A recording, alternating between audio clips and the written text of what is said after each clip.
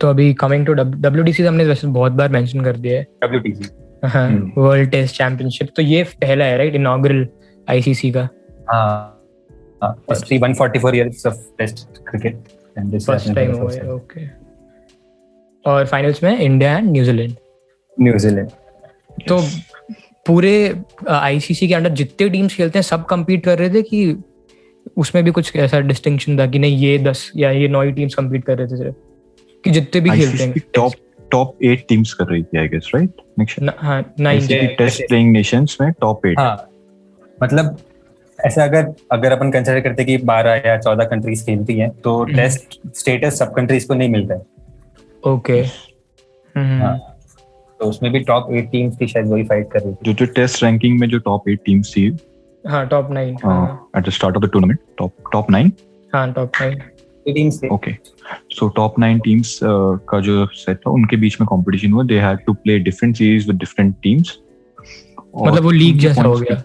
Yes, kind of groups बना दिए गए थे। सो एवरी टीम को मतलब कुछ मैचेस अपने होम पे खेलने हैं, कुछ मैचेस अपने अवे पे खेलें, और उस हिसाब से जिसके ज्यादा पॉइंट्स होंगे एंड उनको आगे बढ़ना। और दिस स्टार्टेड इन 2019 है ना, 2021 के फाइनल के लिए 19 से चल रहा है। यस। तो इंडिया मतलब ग्रुप किसने टॉप किया था, मतलब वो इंडिया ही थी कि कौन पहले क्वालिफाई किया? Who was the first team to qualify? Qualify तो न्यूजीलैंड हो गई थी पहले। ओके या बट सीरीज प्लेड और पॉइंट्स के बेसिस पे तो इंडिया ही टॉप थी। India top. प्लस इसका भी कुछ तो चेंज हुआ था ना पॉइंट्स का, कि कैसे कंसीडर करेंगे हम किसको कितना पॉइंट्स, क्योंकि कोविड की वजह से कुछ सीरीज कैंसिल करनी पड़ गई थी। जैसे शायद South Africa withdraw their name for I mean their series with Australia. तो जितना मैंने पढ़ा अभी इट्स परसेंटेज बेस्ड, क्योंकि जैसे तूने बोला कोविड के वजह से बहुत डिसरप्शंस हो गए थे, तो शायद हर टीम इक्वल मैचेस नहीं खेल पा रही थी। हाँ मतलब ऑस्ट्रेलिया ने जैसे 4 ही सीरीज खेली थी, इंडिया 6 सीरीज खेला था। तो ये जो ऐसा कभी आइडिया ही नहीं था ICC का कि हर टीम इक्वल मैचेस खेलेगी। सो ऐसा था जैसे एशेज में 5 मैचेस होते थे, तो उस मैचेस के पॉइंट्स ज्यादा होंगे कंपेयर टू अगर इंडिया बांग्लादेश के साथ 3 मैच की सीरीज खेल रही है। ओके, मतलब वेटेज ज्यादा होगा ओवरऑल सीरीज का। उसका वेटेज यस, तो उसके पॉइंट्स का डिफरेंस बहुत फर्क पड़ जाता था। मतलब दोनों आइडिया नहीं था कि हर टीम सेम क्या मैच खेलेगी। यस, इट्स ऑल अबाउट वो मेन मतलब उनका वो था कि सीरीज विन पे ज्यादा था फोकस, और सीरीज में जितने मैचेस हो रहे हैं उसके हिसाब से पॉइंट्स डिसाइड किए गए थे। तो ये पहले हर मैच 60 पॉइंट्स थे, ऐसा कुछ था। 120 था क्या? हाँ, तो ये पहले होता था, मतलब ये पहले का सिस्टम था ना। पहले का सिस्टम था। तो उस टाइम पे सिर्फ पॉइंट से क्वालिफाई करने वाले थे। जैसा निक्शा ने बताया, कुछ कैंसिल हो गए तो वो पॉइंट्स पूरा डिसरप्ट हो गया, क्योंकि आधी सीरीज ही नहीं हुए। जिसके पास शायद एक बड़ी सीरीज थी, 5 मैच की सीरीज, उसको ज्यादा पॉइंट मिलने वाले थे, वो कैंसिल हो गई, और अब उसको एक छोटी सीरीज खेलनी पड़ेगी जो 3 मैच की है, उसमें ज्यादा पॉइंट्स नहीं मिलने वाले उसको। सो उसकी वजह से हम कर नहीं सकते थे, वो लोग भी नहीं कर सकते थे कि भाई इसको तो क्या पता शायद इंडिया जीत जाती। फिर वो अजम्पशन का गेम आ जाता है ना। जैसे अभी 12th के बच्चों को पास कर दिया है कि हाँ भाई इतने परसेंट आ सकते थे इसके, तो अरे इसका तो 80% आ गया, तो 60 का भी नहीं है। यस, सो वैसा नहीं कर सकते थे। सो अल्टीमेटली जैसे पास परफॉर्मेंस जो थे उनके पॉइंट्स परसेंटेज, उस हिसाब से ही फिर क्वालिफाई किया। तो इंडिया न्यूजीलैंड वो बेस्ट, और अल्टीमेटली वो खेल रहे हैं। तो मतलब कि एक अच्छा मैच हो। उन्होंने बोला कि कितने भी मैचेस हो डजंट मैटर, हम परसेंटेज देखेंगे, है ना। तुम 5 मैच खेलो, तुम 6 खेलो, हम परसेंटेज कैलकुलेट करेंगे कितना परसेंट। तो इंडिया तो परसेंटेज या पॉइंट्स कुछ भी होता है, इंडिया तो क्वालिफाई कर जाती है। अच्छा ओके, हाँ क्योंकि इंडिया टॉप पे। ओके हाँ। तो ये जो चेंज था, क्योंकि मैंने पढ़ा कि कुछ लोगों को नहीं अच्छा लगा, इंक्लूडिंग विराट कोहली। उसने भी कुछ बोला था कि ये जो परसेंटेज बेस्ड किया ये थोड़ा खराब सा है, अनफेयर है, मतलब खराब। तो और कोई भी ऐसा कुछ ऑप्शन था कि मतलब यही था ही, कुछ और था ही नहीं, यही करना था, परसेंटेज बेस्ड ही करना था? क्योंकि जैसे जो मैंने विराट कोहली का पढ़ा था, वो बोल रहा था कि फॉर एग्जांपल हमको 6 मैचेस खेलने थे सीरीज में, हमने 4 ही खेले, ठीक है, और हमने 360 पॉइंट स्कोर किए। उधर ऑस्ट्रेलिया ने 3 ही खेले, उनके पॉइंट्स हमसे कम है 296, बट स्टिल क्योंकि उनके 3 आउट ऑफ 3 कंसिडर हो रहे हैं, और तो उनका परसेंटेज ज्यादा हो जा रहा है, तो वो हमसे ऊपर बेटर हो रहा है। हाँ, बट शायद मुझे लगता है और कोई ऑप्शन भी नहीं था इसके अलावा, परसेंटेज बेस्ड के अलावा। और ठीक है, इसका अभी वो तो हाँ अभी हो ही गया फाइनली अभी तो। बट इसका एडवांटेज न्यूजीलैंड को मिला ना, अगर ये नहीं होता तो हाँ, न्यूजीलैंड न्यूजीलैंड का बहुत बेनिफिट हो गया। हम एडवांटेज भी नहीं कह सकते यार, न्यूजीलैंड की परफॉर्मेंस भी काफी अच्छी थी। न्यूजीलैंड ने ऑस्ट्रेलिया में अच्छा परफॉर्म किया। इंडिया जब न्यूजीलैंड गई उन लोगों ने इंडिया को व्हाइट वॉश किया, कंप्लीटली इंडिया को। एंड तो तुम देख रहे हो मतलब जो सेकंड रैंक टीम है, जो मतलब सॉरी फर्स्ट रैंक टीम है in the terms of points, उसको व्हाइट वॉश करके वो क्वालिफाई किए। सो हम हाँ, डिजर्विंग तो है न्यूजीलैंड में, डिजर्विंग तो थी, दे डिड ग्रेट।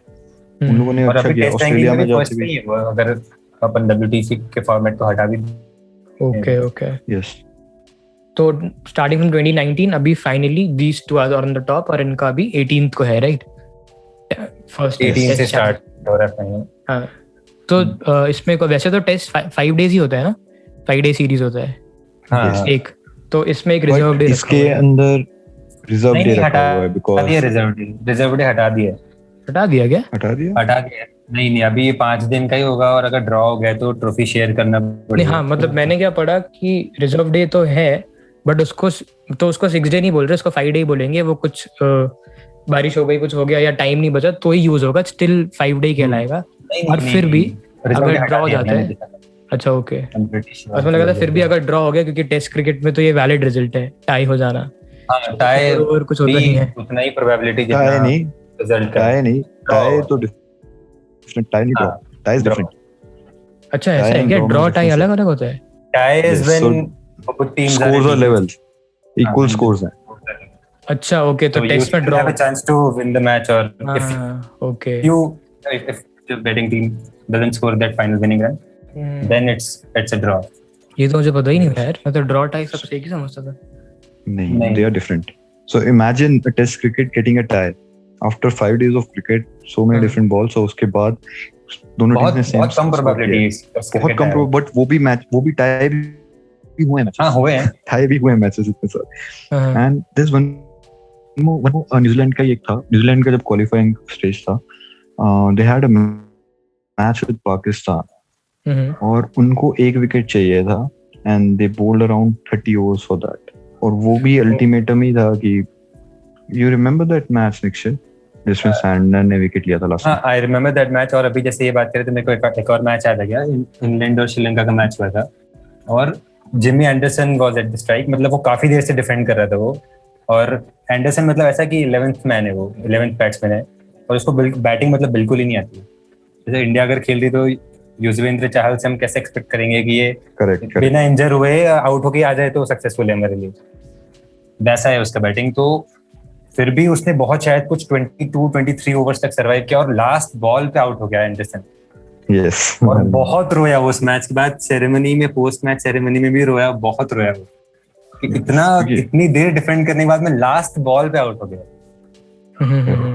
तो कंसीडरिंग कि ड्रॉ टाई अलग होता है, अगर टाई हो गया लेट्स से ये WTC, तो फिर मतलब क्या, what is the next thing? सबसे पहली बात तो मेरे हिसाब से ड्रॉ ट्राई दोनों में कुछ नहीं होगा, रिजल्ट तो आएगा ही, देख लेना। इंग्लैंड में बहुत कम मैचेस ड्रॉ होते हैं, ऊपर से ये पिच ऐसा डिजाइन करेंगे, मतलब ऐसा पिच बनेगा कि इसका रिजल्ट आएगा ही आएगा, क्योंकि उनको भी पता है कि एक ही मैच हो रहा है, तो वो भी सब कुछ कंसीडर करके चल रहे हैं ना, ICC वाले भी। Okay, so recently मैंने एक पोस्ट देखा था जिसमें like it's a WTC final, right? So it's a neutral venue. Southampton. Yes कर, और हम कंडीशंस हम इंग्लैंड के हिसाब से नहीं रख सकते। इंग्लैंड में जनरली कंडीशंस कैसी होती हैं? Green top pitches, overcast conditions, और बॉलर्स की बॉल स्विंग हो रही है ऐसा। लेकिन ICC ने गाइड किया, द ग्राउंड्समैन ने भी यही बात की कि ये पिच एकदम न्यूट्रल होने वाली है, 4th-5th डे में टर्निंग होगी। सो वी कैन एक्सपेक्ट कि टीम जो आएगी वो पहले बैटिंग करेगी, क्योंकि फर्स्ट डे हार्ड डेक होगा, और वो बैटिंग में जितना ज्यादा, जैसे निक्षय ने बोला था कि ड्रॉ नहीं हो सकता है, तो जैसे सब कॉन्टिनेंट वाली स्टाइल में पिच बनाई है, तो मैं ये बोल रहा हूँ कि ड्रॉ भी हो सकता है। We can't just rule out, we can't just rule out the possibility of कि मैच ड्रॉ नहीं होगा। अच्छा, मेरे पास 2 वर्ड्स हैं जैसे, जो पता नहीं शायद हमने सेम आर्टिकल रीड किया होगा, मुझे बताना कि मतलब क्या है।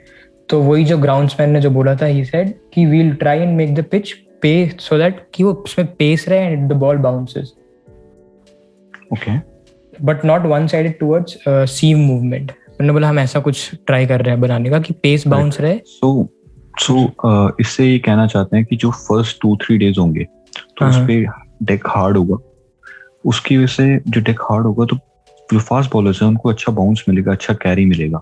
Okay, but as the match will progress तो पिच डिटेरियोरेट होती है, राइट? उसमें क्रैक्स आएंगे, कुछ होंगे, क्रैक्स की वजह से 4th-5th डे में स्पिन फ्रेंडली हो जाएगी। सो ये 2 टाइप्स होते, लाइक फास्ट बॉलिंग का भी एक गेम आ जाए बीच में, आखिरी में फिर स्पिनर्स का गेम आ जाए, सो दोनों को टैकल करने का। सो ये एक परफेक्ट आइडियल टेस्ट पिच बोलते हैं इसको। ओके, इनिशियली फास्ट बॉलर्स को हेल्प मिलती है, बाद में स्पिनर अपना काम कर रहे हैं। मतलब कितना फैसिनेटिंग है, तुम पिच ही पूरा डिजाइन कर सकते हो जिससे पूरा गेम चेंज हो जाए, या एक पूरा गेम पिच पे डिपेंड करता है, पूरा गेम पिच पे डिपेंड करता है। मैचेस कैसे हो रहे हैं, तुमने सुना होगा कि भाई कोई एक पिच है जहाँ पे बहुत ज्यादा रन बनते हैं, वहाँ क्यों बनते हैं? क्योंकि वहाँ की पिच बैटिंग फ्रेंडली है। और एक पिच होती है भाई जहाँ पे बैट्समैन के लिए नाइटमेयर होता है, क्योंकि पिच वो कंडीशंस ऐसी होती हैं, पिच ऐसी होती है, वैसी बनाई जाती है कि भाई बॉल बहुत ज्यादा स्विंग होती है, बहुत ज्यादा बाउंस हो रही है। सो गेम उसी पे, और टीम्स की लाइनअप भी उसी पे डिपेंड होती है।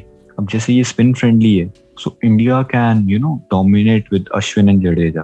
अगर फास्ट बॉलर्स के लिए फ्रेंडली हो जाती बहुत ज्यादा, सो इंडिया डाउट करता कि भाई मैं अपने 2 स्पिनर खिलाऊं कि नहीं खिलाऊं, क्योंकि इंडिया हमेशा कॉन्फिडेंस उसी में रहा है कि मेरे 2 स्पिनर खेलेंगे तो I will have the upper hand. Jadeja as an allrounder खेलेगा और बहुत अच्छा इकोनॉमिकल बॉलिंग भी प्रोवाइड करेगा। लेकिन हम जडेजा को एक सिर्फ ओनली स्पिनर के ऑप्शन की तरह नहीं खिला सकते, बिकॉज क्योंकि अश्विन चाहिए ही। अच्छा। Jadeja is a left arm spinner, तो हमें एक ऑफ स्पिनर चाहिए। Left arm spinner R good for right handers, but off spinner तो चाहिए यार।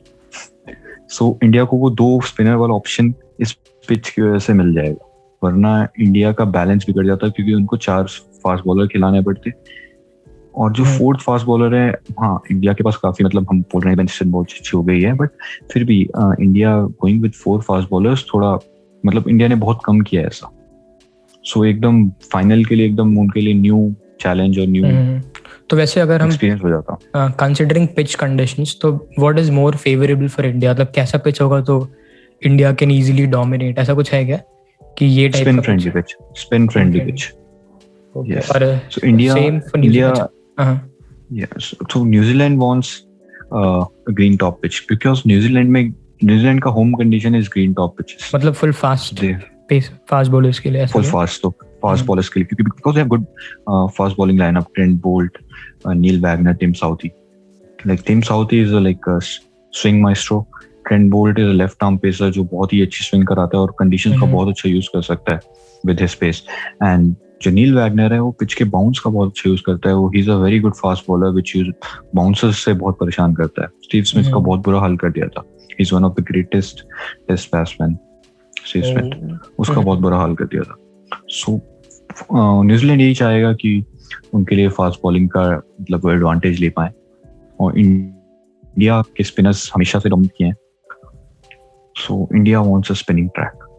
सो इसलिए, और ये न्यूट्रल कंडीशंस का बात कर रहे हैं अभी हम लोग, किसका तो जैसे पिच कंडीशंस की बात हो रही है, जैसे तो रॉबिन ने बोला ना कि शुरू में फास्ट बॉलर्स को बेनिफिट होगा, तो एक्चुअली क्या होता है कि वेदर कंडीशंस वगैरह सब इम्पैक्ट करते हैं कि बॉल स्विंग हो कि नहीं। जैसे क्लाउडी वेदर है तो स्विंग में भी हेल्प मिलता है उससे, मॉइस्चर, एटमॉस्फेयर, ये भी सब कुछ फैक्टर कंसिडर करना पड़ता है अगर अपन को बॉल स्विंग, अगर हम फास्ट बॉलिंग की बात करें तो। और जैसे टेस्ट मैच में ऐसा है कि मतलब 5th डे तक तो पिच की पूरी मतलब हालत खराब हो जाती है, और ऊपर से क्या होता है कि लेफ्ट आर्म पेसर जो होते हैं ना वो पिच को मतलब ऐसा, वो लोग ज्यादा पिच को अफेक्ट करते हैं, मतलब लेफ्ट आर्म फास्ट बॉलर्स।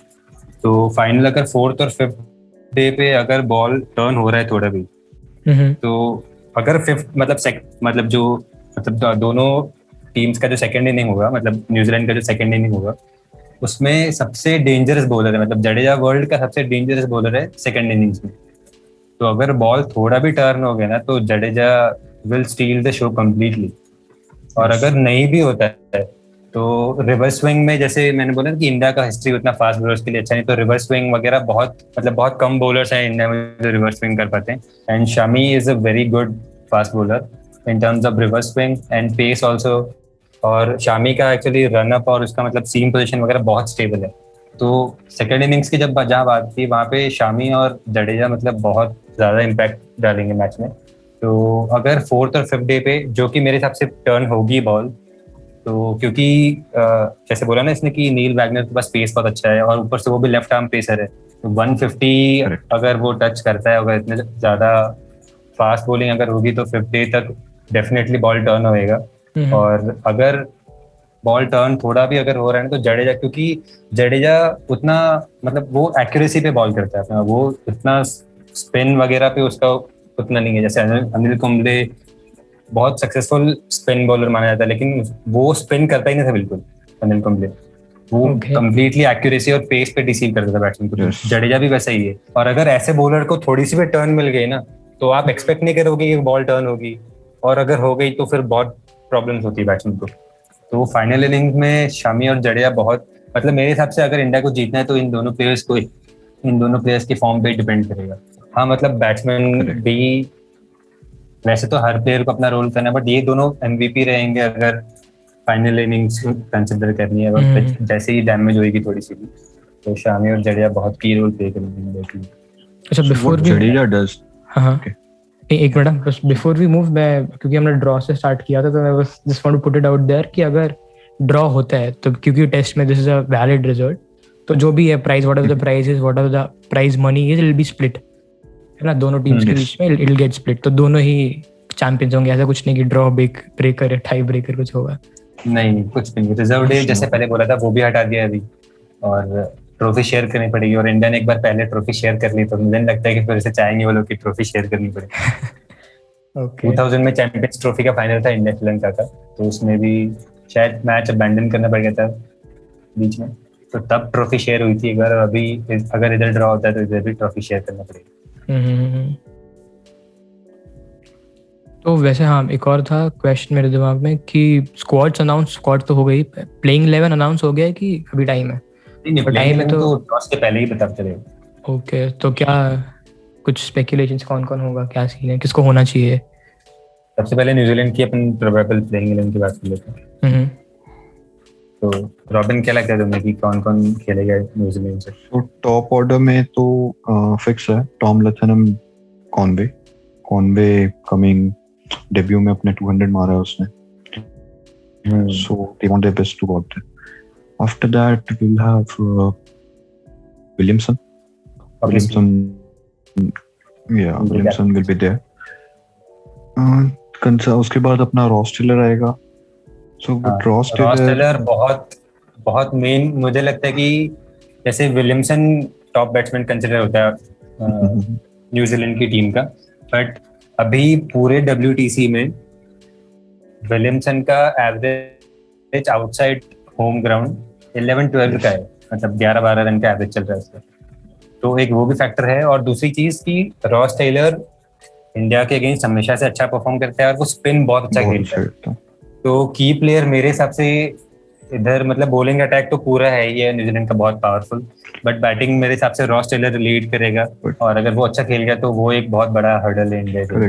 वही जैसे उसने बताया वो स्पिन बहुत अच्छा खेलता है. सो उसके लिए भी वी शुड फोकस कि Bumrah is a very good option against Ross Taylor, because Ross Taylor जिसको पता होगा वो बहुत ज्यादा शफल करके खेलता है. अभी रिसेंट सीरीज में भी काफी स्ट्रगल किया, लेकिन eventually he is a good player. He scored 85 in the last test match.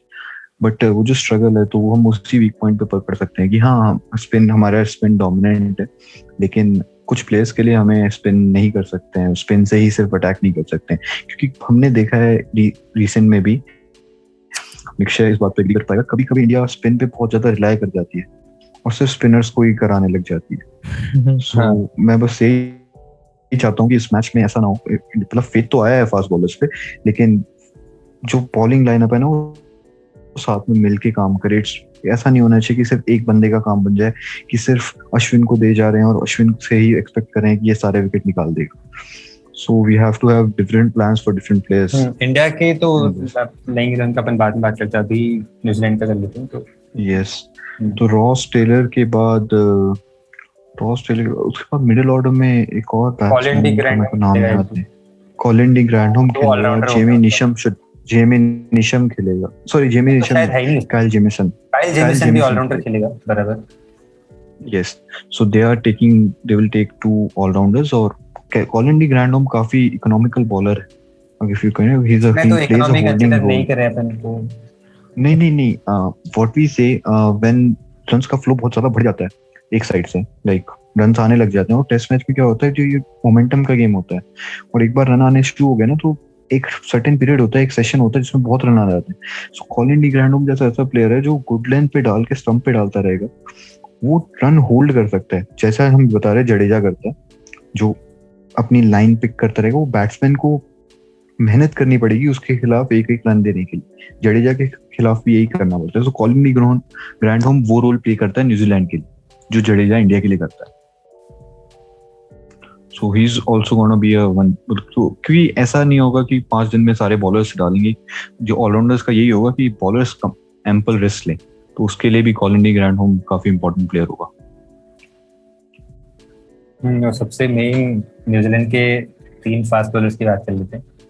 तो अभी मेरे हिसाब से तो सबसे destructive fast bowling lineup world cricket में न्यूजीलैंड के लगता है, न्यूजीलैंड की है। Trent Boult, Tim Southee, Neil Wagner, जैसे मैंने बात की थी, तो उनके पास तीनों चीज का कॉम्बो है। रॉबिन, मेरा एक क्वेश्चन है कि अभी जैसे रिसेंटली पिछले मैच में Matt Henry also performed very good. Yes. So what do you think, they are going to go for Henry और Neil Wagner? Because Boult and Southee are definitely going. Okay, अगर Matt Henry team में आना चाहता है, मतलब उनको consider करना है, तो उनको एक चीज करनी पड़ेगी, they have to go with one spinner, जो कि वो ऑब्वियसली जाने वाले हैं, बट उनको काइल जेमिसन और कॉलिन डी ग्रैंडहोम में से किसी एक को ही खिलाना पड़ेगा। सो अगर वो मैट हेनरी को कंसीडर करेंगे, उनकी बैटिंग लाइनअप वीक हो जाएगी। अब ये न्यूजीलैंड के ऊपर होगा कि वो क्या किस से जाना चाहते हैं। मतलब कॉम्बिनेशन बहुत ट्रिकी हो जाएगा कि अभी 5 प्योर बॉलर्स के साथ जाएंगे आप अपने बैटिंग लाइनअप को ट्रस्ट करें। I certainly believe कि they should go with 3 fast bowlers, 1 spinner and 2 all-rounders, क्योंकि उससे उनका बैटिंग डेप्थ भी अच्छा होगा। They are getting 2 options as an all-rounders, जो काइल जेमिसन और Colin de Grandhomme middle overs में निकाल सकते हैं, और उनके पास जो 3 फास्ट बॉलर हैं, जो हम बात ही कर रहे हैं कि काफी अच्छे फास्ट बॉलर हैं, they have all the qualities, जाके साउथी स्विंग करा लेता है, नील वैगनर के पास बाउंसी, वो हार्ड बॉल फेंक के बैट्समैन को परेशान कर सकता है, और ट्रेंट बोल्ट के पास जो पेस है और वो जो स्टार्ट में स्विंग कराता है, उससे वो एलबीडब्ल्यू के बहुत अच्छे कंटेंडर बन सकते हैं Indian batsman. Bolt is very वही, सो मैं मतलब कि वो बार-बार तुमको टेस्ट करेगा कि पैड्स पे बॉल करेगा, तो एक बॉल ऐसा कनेक्ट से बाहर निकल जाएगी तो एज का भी चांस है। करेक्ट। सो मैं नहीं चाहता कि मतलब न्यूजीलैंड, मैं एक अच्छा क्रिकेट मैच चाहता हूँ, सो मैं नहीं चाहता कि न्यूजीलैंड को इस टाइम पे 5-4 फास्ट बॉलर के साथ जाना चाहिए, क्योंकि इंडिया की बॉलिंग लाइनअप भी अच्छी है। बॉलर तो 3 ही खेलेंगे, वो लोग वैगनर की जगह पे क्या कंसीडर कर सकते हैं हेनरी को, ये बॉलर। फिर मैं वही बता रहा था कि तो जो ऑप्शन था जो फास्ट बॉलर का, जो एक बाउंसी, जो वैगनर के पास एक लेफ्ट आर्म पेसर है, वो ऑप्शन चला जाएगा। और क्योंकि लेफ्ट आर्म पेसर अगर खेलेगा तो फिर वो, मैंने जैसे बोला ना कि left arm pacer they hit the deck really hard, which helps in for the spin bowlers, left arm pacers की वजह से क्या होता है, left arm pacers over the wicket डालते हैं, तो ओवर विकेट डालते हैं तो उनके जो फुट मार्क्स होते हैं, मैं तुम्हें शायद ये नहीं पता होगा, जो तो पिच में स्पिन जब होती है, जो स्पिन होती है वो फुट मार्क्स की वजह से होती है। जो बॉलर आ रहा है वो पिच के ऊपर लगातार पैर रखेगा, दिन में 90 ओवर होते हैं, तो वो लगातार, तो over the course of days pitch खराब होती जाती है। हम पिच के जो बीच वाले, यस, तो बीच वाले एरिया में तो हम पैर नहीं रख सकते, तो उसमें तो वार्निंग मिल जाती है, लेकिन जो साइड में फुट मार्क्स बनते हैं, तो जो लेफ्ट आर्म पेसर से जो फुट मार्क बनते हैं, वो राइट हैंडेड बैट्समैन के लिए बनते हैं। तो राइट हैंडेड बैट्समैन मोस्टली हर टीम में ज्यादा होते हैं, सो उसकी वजह से इंडिया को फायदा हो सकता है, क्योंकि इंडिया में राइट हैंड ज्यादा है क्या? नहीं, इंडिया के पास स्पिनर ज्यादा है। इंडिया के पास स्पिनर्स ज्यादा है, और मैं इसलिए बोल रहा हूँ, क्या पता इस रीजन से वो लोग हेनरी को भी कंसीडर कर लें या तो। और हेनरी ने पिछले मैच में जैसा मतलब परफॉर्म तो अच्छा किया, इंग्लैंड का पूरा टॉप ऑर्डर उसने ही खत्म कर दिया था पूरा। करेक्ट। एनीथिंग कैन हैपन यार, बट बस वही है कि WTC फाइनल है, they want their best to go. Final का एक्साइटमेंट वो टॉस से ही शुरू हो जाएगा कि लाइनअप सबसे पहले तो वो लोग देखना चाहते हैं कि इंडिया में भी, क्योंकि थोड़ा सा एक डाउट रहेगा। हाँ ये 5, क्योंकि this is the first time कि टेस्ट चैंपियनशिप का फाइनल हो रहा है, तो वो जो एक्साइटमेंट है वो पूरा 5 दिन कंटेन रहेगा कि क्योंकि बिल्कुल रहेगा एब्सोल्युटली रहेगा, क्योंकि जैसा कि निक्शा ने बताया कि it's a course of 15 session game यार।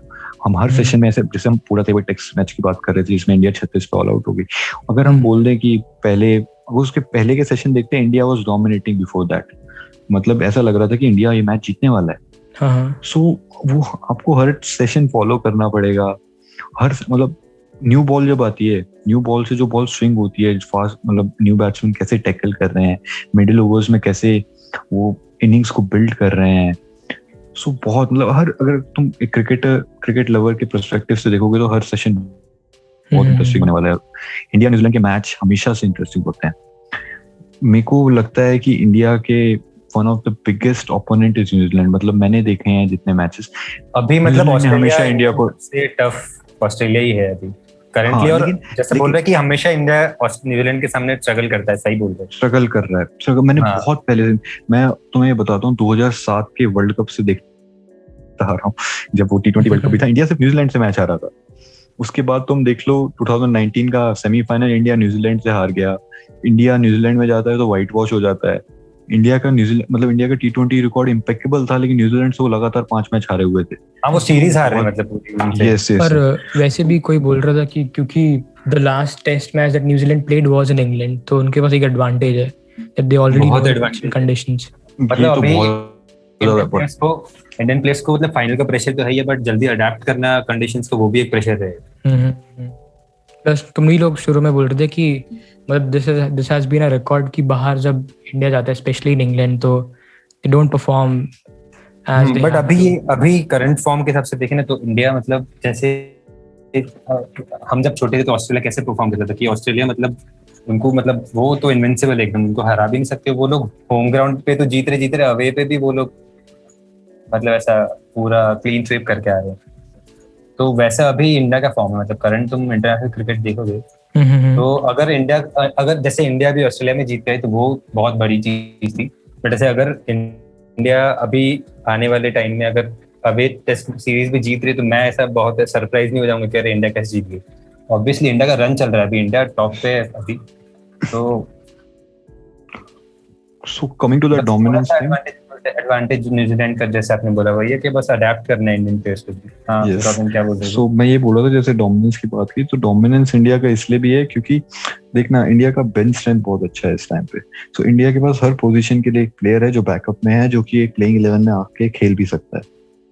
सो वही एक इंडिया के लिए एडवांटेज है इस टाइम पे। जैसे अभी न्यूजीलैंड को अपने ऑप्शंस देखने पड़ेंगे, मतलब न्यूजीलैंड का टॉप ऑर्डर बहुत अच्छा है, बैटिंग बहुत अच्छी है, लेकिन उनके पास उसके अलावा कोई ऑप्शंस नहीं है बैटिंग में।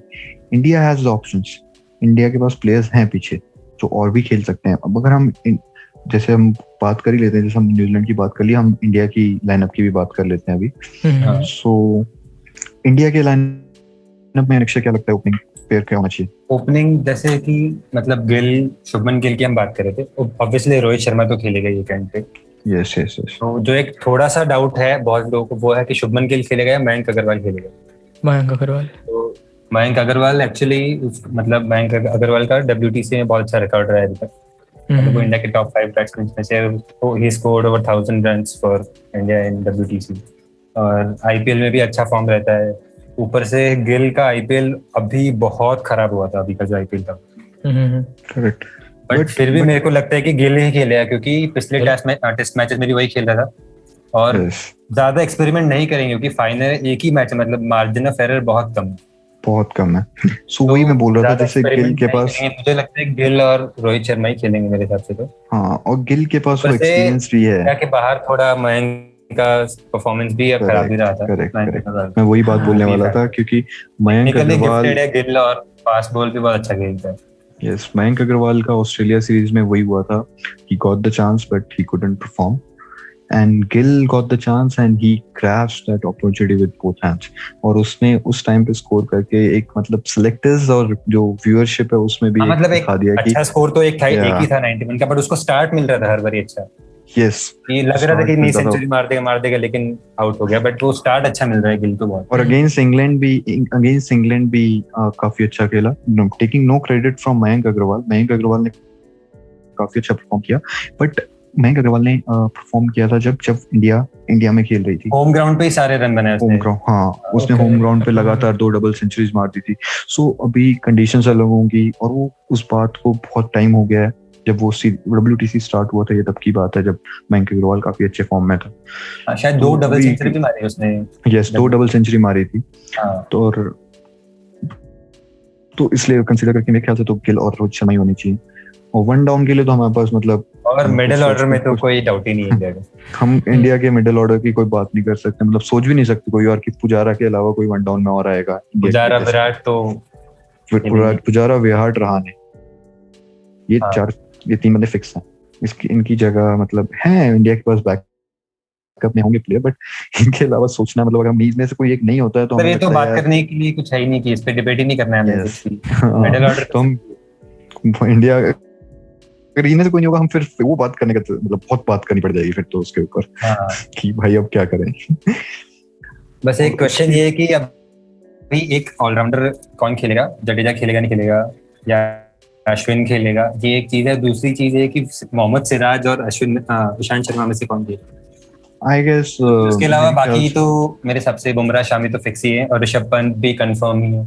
हाँ, ऋषभ पंत तो खेलेगा ही। ऋषभ पंत के रीसेंट बस अभी डाउट वही है कि सिराज को क्या अपॉर्चुनिटी मिल सकती है।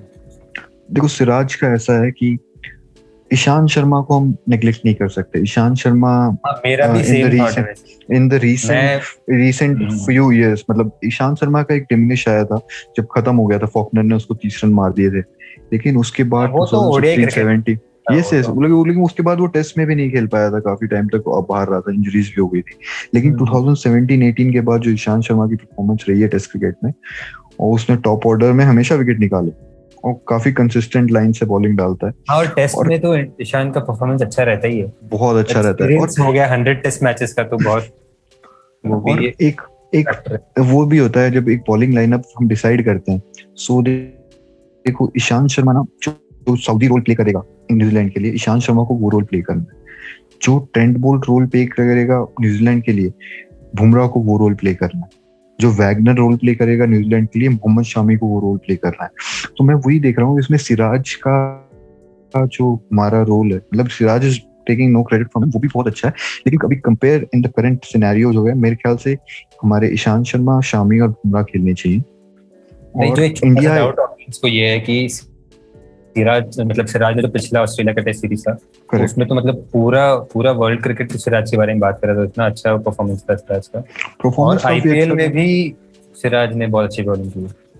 हाँ, वो तो है, लेकिन when it comes to finals, India will surely want to go with their best, and their best are these 3. और इन लोगों ने currently perform, ये हो सकता है कि शामी को बिठा दिया जाए, लेकिन शामी तो बैठ ही नहीं सकता, बैठ ही नहीं सकता है, मैं सोच भी नहीं पा रहा हूँ। और इंडिया 2 स्पिनर के बिना जाना नहीं चाहेगा। मुझे नहीं लगता कि 2 स्पिनर खेलेंगे। अब क्या हमारा मतलब कितने प्लेयर्स हो गए हम काउंट करेंगे? तो 2 ओपनर्स हो गए, 2 ओपनर हो गए, विराट, फिर आगे ओपनर हो गए 3 अपने मिडिल, और उसके बाद पंत 6, उसके बाद 2 स्पिनर और 3 फास्ट बॉलर, 11 प्लेयर।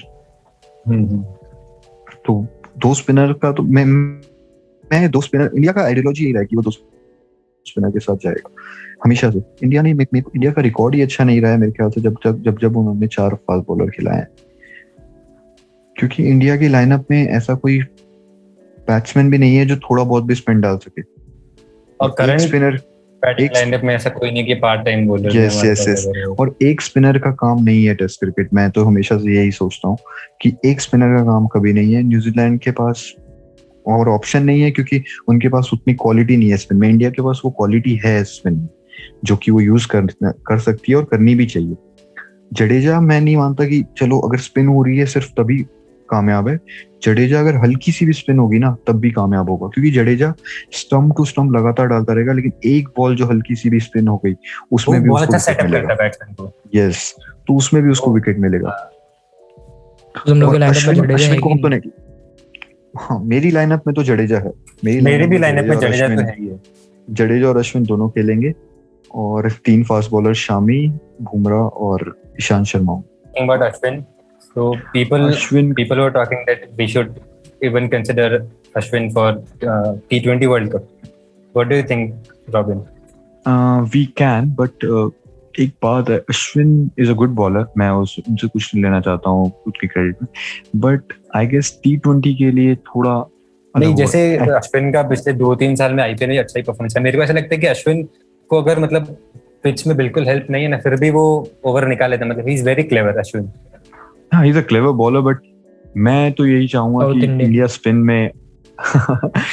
स्पिन में जडेजा और अक्षर को ट्राई करे। मतलब इन दोनों से ही ज्यादा दोनों तो मेरे हिसाब से नहीं खेल पाएंगे, क्योंकि दोनों साथ में तो नहीं खेल पाएंगे, बट इन्हीं के एक कॉम्बिनेशन में रखे जडेजा अक्षर, और उसके साथ अगर जैसे वर्ल्ड कप तो इंडिया में हो रहा है ना, तो 2 स्पिनर तो खेलेंगे, तो दूसरा स्पिनर फिर कौन खेलेगा?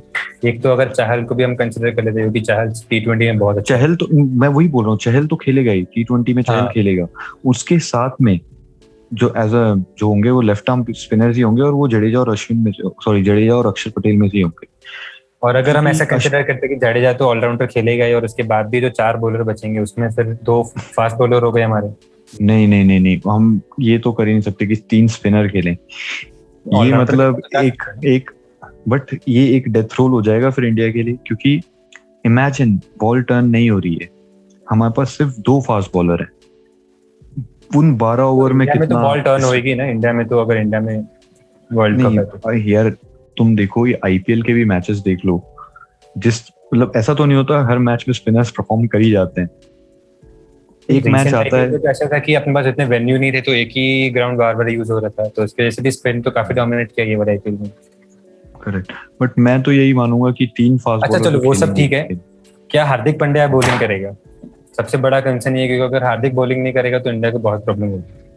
जैसे अभी इस आईपीएल में हार्दिक को बिल्कुल बॉलिंग नहीं दी, क्योंकि उसका बैक इंजरी का बहुत प्रॉब्लम चल रहा था, तो अभी शायद मेरे ख्याल से हार्दिक पांड्या को बॉलिंग करनी चाहिए, और हार्दिक पांड्या मेरे ख्याल से बॉलिंग करेगा, बॉलिंग करेगा।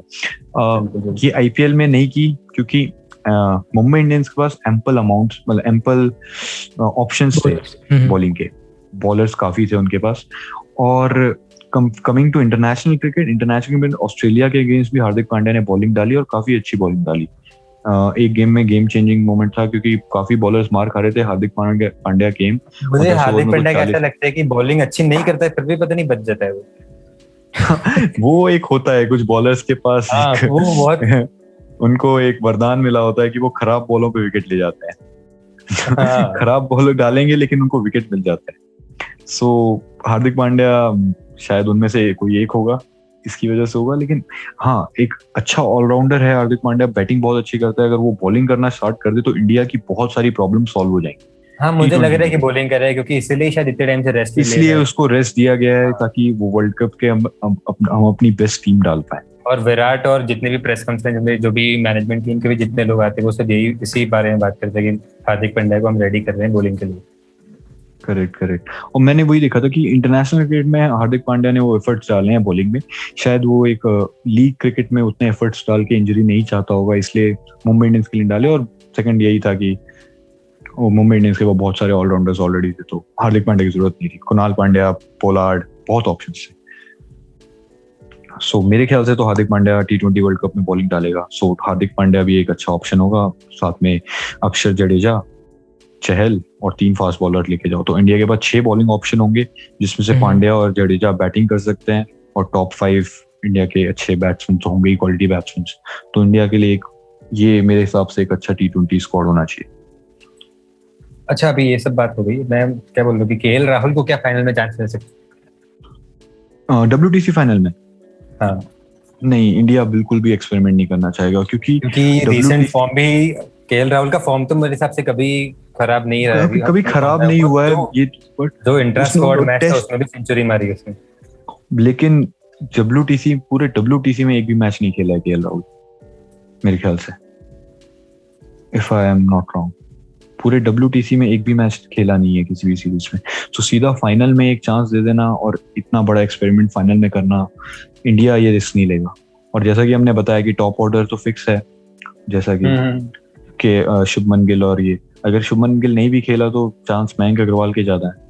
हाँ वैसे I am all in for Mayank Agarwal by the way. Anyway, तो मैं बोल रहा था कि अभी हमने इंडिविजुअल प्लेयर्स का बात कर लिया फ्रॉम बोथ द साइड्स। अभी मतलब I want to know your opinion both of your कि अभी this will be a stupid question अगर मैं पूछूंगा कि कौन जीतेगा, because we all want India to win, but what are the odds, किसके ज़्यादा चांसेस हैं removing the emotional content, the सब प्लेयर्स स्टैट सब कुछ देख के क्या क्या क्या ऑड्स हैं? I would say like my heart wants India, but मैं इस बात को रोल आउट भी नहीं करना चाहता कि New Zealand being a very good contender against India and they have the advantage of playing in you know those conditions over the time they have played in cricket in New Zealand, Australia, which are some way similar to England pitches, not in all the cases, but they are similar in that cases. And they have a recent tour of England that is also beneficial. तो मैं वही बोलना चाहूँगा कि 60-40 in the favor of New Zealand, just because उनका बहुत अच्छा fast bowling attack और इंडिया मतलब India has a good lineup, but I have seen that in बहुत बार देखा है मैंने, जो हम लोग फाइनल्स और ये जो आईसीसी टूर्नामेंट्स के उसके चोक कर जाते हैं कभी कभी। तो उसको मैं थोड़ा प्रोबेबिलिटी देना चाहूंगा इसमें भी, क्योंकि we have seen this in champions trophy final, तो सेमीफाइनल हो गए हैं, ये होता आ रहा है। सो T20 फाइनल भी 2014 में हमारे थे। यस, वो ये रिसेंट बहुत ज्यादा हो, बहुत ज्यादा हुआ। Can India be called underdogs? नहीं, मुझे तो लगता है कि नहीं, India is a great contender. मतलब मैं ये बोल रहा हूँ 60-40 इन माय ओपिनियन। बहुत तो सारे लोग ऐसे होंगे जिनमें ऐसा होगा 70-30 इंडिया, 60-40 इंडिया। मैं 60-40 मैंने वही बताया कि बीइंग अगर न्यूजीलैंड के अलावा कोई और टीम होती तो मैं शायद इंडिया को ही सपोर्ट करता और इंडिया को ही फेवर करता, बट जस्ट बिकॉज वो न्यूजीलैंड है, उनकी बॉलिंग वो बहुत ज्यादा डिसिप्लिन्ड बॉलिंग करते हैं, दे डोंट गिव फ्रीबीज कि आप फ्री में स्कोर कर लो। और India being an attacking mindset की जो टीम है, मतलब अगर हम पुजारा को हटा दें और बाकी जो प्लेयर्स हैं वो जल्दी स्कोर करना चाहते हैं हमेशा से, जल्दी स्कोर करने, let it be Shubman Gill, let it be Rohit Sharma, Virat Kohli भी एक टाइम के बाद एग्रेसिव खेलना चाहते हैं, रहाणे भी मैंने देखा है बहुत ज्यादा पॉजिटिव हो जाते हैं कभी कभी। सो न्यूजीलैंड की जो बॉलिंग है बहुत ज्यादा डिसिप्लिन्ड है, दे डोंट गिव फ्रीबीज। वो हमेशा ऐसी फील्ड नहीं लगाते टेस्ट मैच में कि हम सिर्फ अटैक कर रहे हैं और सिर्फ विकेट के लिए जा रहे हैं, रन नहीं बचाएंगे, रन थोड़ी। उनकी फील्ड हमेशा ऐसी रहती है कि वो रन भी बचा रहे होते हैं और साथ में अटैक भी कर रहे होते हैं, बैलेंस फील्ड रखते हैं वो। और जब इंडिया को फ्री में जल्दी रन नहीं मिलते तो मैं वही देखना चाहूंगा, और मैं सही में इस कॉम्पिटिशन के लिए बहुत एंटिसिपेट कर रहा हूँ कि हाँ, कि इंडिया वो पेशेंस गेम दिखा पाएगा अपना, जो दिखाना चाहिए उन्हें। क्योंकि अगर इंडिया को मारने के लिए बोला जाए, पंत को, शुभमन गिल को, रोहित शर्मा को अटैकिंग क्रिकेट खेलो, तो वो बहुत अच्छा खेल सकते हैं। लेकिन एक जब टाइम आएगा कि पेशेंस, जब हार्ड रन बन रहे हैं, जब बोल्ट अच्छी स्विंग डाल रहा है, वैगनर रन नहीं दे रहा है, तब इंडिया कैसा खेलेगा वो मेरे को देखना चाहूंगा। Niksha, what do you think? फिर अभी सेम ओपिनियन है कि नहीं? बहुत डिफरेंट है मेरा। मुझे नहीं लगता कि 60-40 जितना मार्जिन हम कंसीडर कर सकते हैं, बहुत क्लोज मैच होने वाला है। 51-49 का मुझे लगता है कि मैच, तो मुझे लगता है इंडिया जीत जाएगी। 51 कौन है? इंडिया? 51 इंडिया है। यस। थोड़ा कंसर्न एक हो रहेगा कि ओपनिंग बैटिंग पे इंडिया का बहुत डिपेंड करेगा, और थोड़ा रोल टॉस का भी इसमें बहुत आएगा कि करेक्ट, फाइनल इनिंग अगर न्यूजीलैंड की रही फाइनल बैटिंग, तो उसमें बहुत उन लोग को स्ट्रगल करना पड़ेगा। जैसे मैंने बोला कि फाइनल इनिंग्स में जडेजा और मोहम्मद शामी बहुत डोमिनेट करते हैं, ये सब कंसीडर करते हैं। मुझे लगता है but I have a strong feeling India will lose the toss just because of Virat Kohli. Yeah, he has this curse of losing important tosses. And भाई माही होते तो जिता देते भाई। माही तो मैच ही फिनिश कर देते भाई। माही जिता देते, फिर तो मैं देखता ही नहीं, मुझे पता होता है इंडिया जीत रही है। And this is the first final we are missing, that we are playing without MS Dhoni after 14 years. Yes. After 14. ये भी एक बहुत बड़ा फैक्टर है मेरे हिसाब से। And with that being said, that when Robin mentioned that India, we have a track record of losing in knockout matches. considering that New Zealand is not very far in terms of choking. Correct it's वही मैं बोल रहा हूँ. But India against New Zealand का जो मैं वो भी साथ में ले रहा हूँ इन केस. बस मेरे को पता है, मैंने जैसा बताया कि मैं 60-40 बस न्यूजीलैंड की बॉलिंग के हिसाब से दे रहा हूँ, और इंडिया की बैटिंग जो एक अटैकिंग माइंडसेट है उसकी वजह से. अगर ऐसा हो गया कि सबसे अच्छी चीज क्या है कि इस बार इंडिया का बॉलिंग अटैक भी बहुत अच्छा है. मतलब हाँ, मैं बॉलिंग अटैक से तो कुछ नहीं दे रहा हूँ, वो तो बहुत अच्छा कंपटीशन होगा, वो बहुत अच्छा करेंगे. I am just considering New Zealand का बॉलिंग अटैक और इंडिया का बैटिंग अटैक, क्योंकि वो उनका काम है बस एकदम होल्ड करना और इंडिया का अटैक करना. तो उस बीच में अगर विकेट गिर गए तो फाइनल है तो अलग प्रेशर रहेगा, सबका गेम प्लान ही चेंज हो जाएगा. और दूसरी चीज है कि न्यूजीलैंड का भी बैटिंग अटैक उतना स्टेबल नहीं है जितना इंडिया का है. मतलब कोर उतना स्ट्रांग नहीं है न्यूजीलैंड की बैटिंग का. वैसे देखे अगर हम तो प्रॉब्लम क्या है ना कि जैसे ओवरसीज कंडीशंस में हम खेलते हैं या फिर हम जब भी खेलते हैं आउटसाइड एशिया या फिर बाहर की कंट्रीज के हमने, तो हमको ऐसे लगता है कि नहीं इंडिया तो that we are a step back. But मुझे नहीं लगता कि अभी ऐसा कुछ सीन है. नहीं, अभी ऐसा कोई सीन नहीं है. और न्यूजीलैंड की बैटिंग भी जैसा तुमने बताया कि उतनी स्टेबल नहीं है, बट न्यूजीलैंड की बैटिंग में मैंने ये देखा है, इंडिया जब भी बड़ा रन स्कोर करता है ना, there is one player who stands out. हमेशा एक बड़ा 100 आता है किसी ना किसी को. कोहली ने 130-40 मार दिए, या फिर गिल ने बहुत अच्छी स्टार्ट दी, रोहित शर्मा ने एक अच्छा स्टार्ट दिया आखिरी में, या फिर पंत ने. रोहित शर्मा का बहुत कंसर्न है मुझे, क्योंकि स्विंग का सबको पता है कि रोहित शर्मा बहुत वो तो है. ओवरसीज स्पेशली ट्रेंट बोल्ट बहुत परेशान करेगा रोहित शर्मा. करेक्ट. लेकिन न्यूजीलैंड की बैटिंग है, न्यूजीलैंड की बैटिंग मैंने हमेशा से देखी है, वहां पे बड़े 100 मारने वाले प्लेयर बहुत कम. उनकी तरफ से कंट्रीब्यूशन आते हैं 50-60 के. अभी उसने 1-2 ही मैच खेले. किसने? तो जो ओपनर है न्यूजीलैंड का जिसने भी डेब्यू में डबल सेंचुरी मारी, कॉनवे, डैनियल कॉनवे. हाँ, 1-2 मैच ही खेले, लेकिन रिसेंट हम ऐसा नहीं बोल सकते कि परफॉर्म कर ही देगा. जरूरी नहीं है फाइनल में क्या पता ना भी खेल रहा. एक्सपीरियंस तो नहीं है ना. वो तो है. के बेसिस पे हम विशांत को भी कंसीडर कर रहे हैं सिराज की जगह पे. करेक्ट. लेकिन बस वो डैनियल कॉनवे का जो रीसेंट फॉर्म है, हर फॉर्मेट में, let it be any format, T20 one day, her debut में 100 मारा है उसने. सो वो बहुत ज्यादा मैटर करता है. पता नहीं, आई फील कि थोड़ा सा एडवांटेज है न्यूजीलैंड के पास, जस्ट बिकॉज ऑफ द सबको. हाँ, सबके ओपिनियन अलग होंगे, बट मेरे हिसाब से बस वही है, जो न्यूजीलैंड की बॉलिंग और इंडिया की जो अटैकिंग माइंडसेट वाली बैटिंग है, वो बस एक है. बाकी इंडिया की बॉलिंग तो जो बेस्ट जानी चाहिए वो गई है, और they will tackle New Zealand attack जो जैसा उन्हें करना चाहिए. बस मेरा यही डाउट रहेगा, जो ये मैचअप होगा न्यूजीलैंड बॉलिंग और इंडिया की बैटिंग का, वो काफी इंटरेस्टिंग होने वाला है मैच डिसाइड करने में. वही है कि सेशन बाय सेशन खेलो, और ज्यादा मतलब ऐसा नहीं कि हम सीधा फाइनल डे का ही सोच रहे हैं. Day by day, session bye session जाएंगे तो मुझे लगता है जीतेगी. I wish. And toss will also play तो मतलब टॉस जीत के, लेट्स से इंडिया जीत जाता है toss, India should win the toss, ऐसा है ना? तो व्हाट शुड, तो बैटिंग करेंगे. दे शुड बैट, लाइक आंख बंद करके बैटिंग ले लो. टॉस तो जो भी जीतेगा बैटिंग ही लेगा पहले. करेक्ट. अभी तो वैसे पहले इनिंग में ही स्कोर करने का अपॉर्चुनिटी मिलेगा बादशाह, तो पहली इनिंग में अगर लीड ले ली तो काफी बेनिफिट होगा. अभी तो ये डिस्कशन के बाद I am very hyped up ये मैच के लिए, इवन द टेस्ट है प्लस फर्स्ट है.